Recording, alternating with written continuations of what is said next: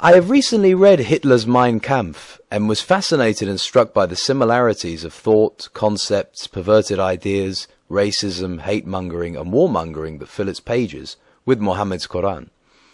Even in the Hadiths, as well as in the Charter of Umar, the discriminatory and racist rules and regulations against Christians, Jews and unbelievers are almost identical to the race laws of the Nazis. Can you elaborate on this? People who have not read the Quran and Mein Kampf will find it extremely difficult to accept what you have just said. Unfortunately, the facts based upon the two books show remarkable similarities, as I shall proceed to show with all the relevant references. Only miles and years distinguished Hitler from his mentor, Muhammad. Der Führer's methods for accomplishing his madness were identical to their prophets. Mein Kampf 676.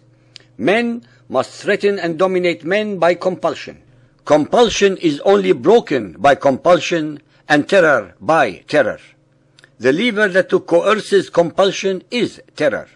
Hitler simply followed Muhammad's path.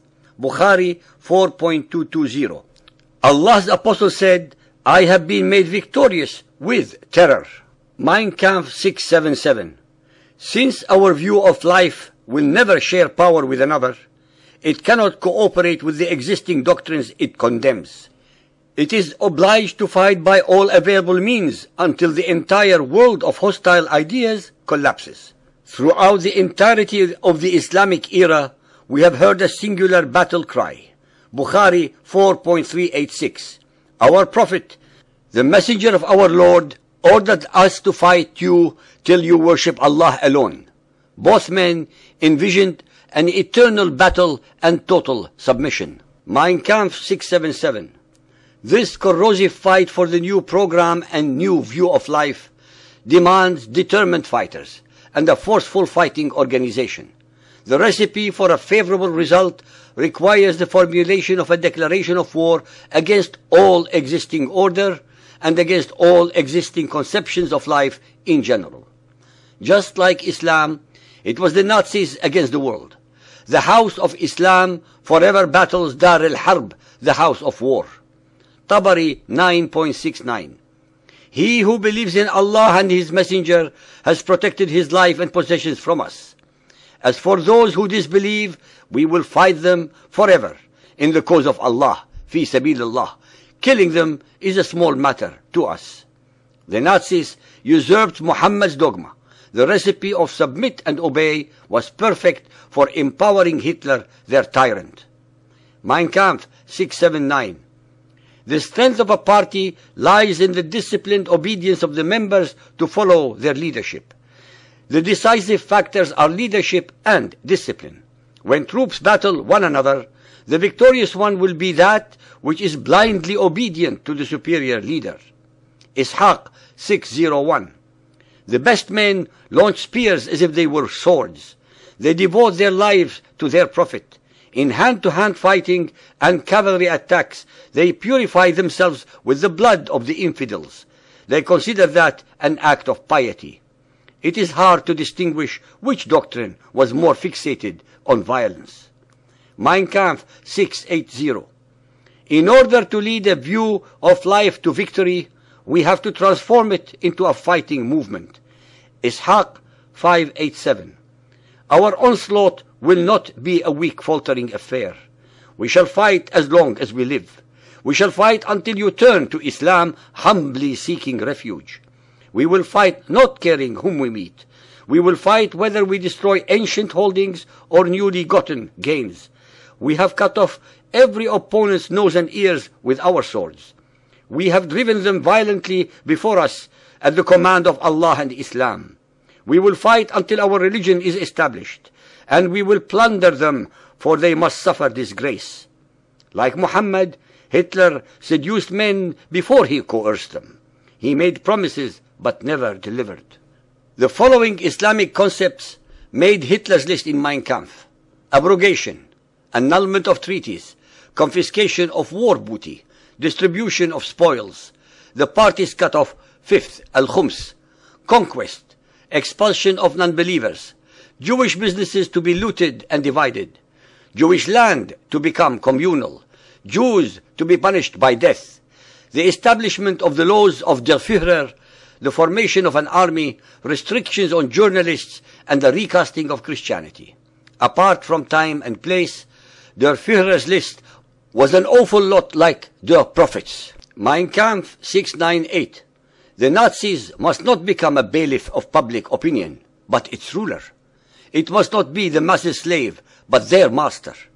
Muhammad wasn't much of a listener either. Quran 47.21. Were they to obey, showing their obedience in modest speech, after the matter of preparation for jihad had been determined for them, it would have been better.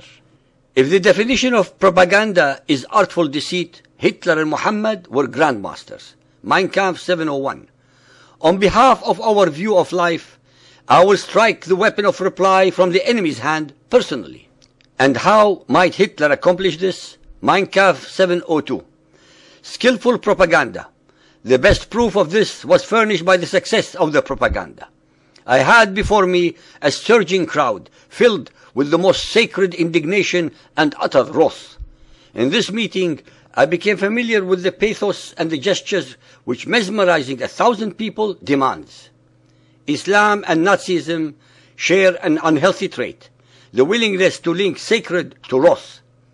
And neither can be trusted, as they are willing to abrogate treaties which they do not like. Quran 9.3. And a declaration from Allah and His Messenger to all mankind. Allah is free from all treaty obligations with non-Muslims, that is, unbelievers, and so is His Messenger. Confirming the role of seductive verbal expression in achieving victory, Der Führer said, Mein Kampf 704, the emphasis was put on the spoken word because only it is in a position to bring about great changes for general psychological reasons. Enormous world revolutionary events have not been brought about by the written word, but by the spoken word. Bukhari 6.662. Allah Apostle said, some eloquent speech is as effective as magic. Bukhari 9.127. The Prophet said, I have been given the keys of eloquent speech and given victory with terror.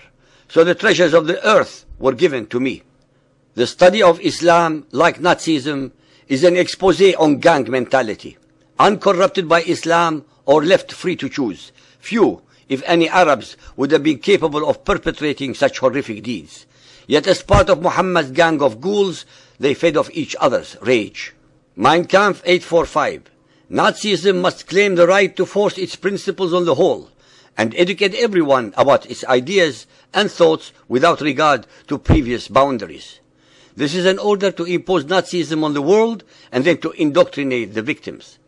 Bukhari 4.196. Allah's Apostle said, I have been ordered to fight all the people till they say, none has the right to be worshipped but Allah. Islam and Nazism seduced a sufficient number of men to become popular enough to build a coercive militant force. Both usurped pagan traditions to condition adherents and then establish absolute authority over them. By emancipating his indoctrinated followers from Muhammad's legacy, we free them and ourselves from its scourge. The clues in Mein Kampf that the Nazis were intent on world conquest were not less clear than those found in the Quran. Mein Kampf 953. The German needs only to be given land by the sword. Bukhari 4.288. Expel disbelievers from the Arabian Peninsula. Quran 2.191. Slay them wherever you find them and catch them, and drive them out from where they have turned you out. When will the world learn to read the words on the page? When will we come to understand that tolerating evil leads to disaster? Islam and Nazism are intolerant dictatorial fighting machines. I can recite you any of 1,000 Quran and Hadith quotes to match these, but instead, I would like our listeners to contemplate the overwhelming similarity of the message, the motivation, and the means Hitler and Muhammad used to attack mankind.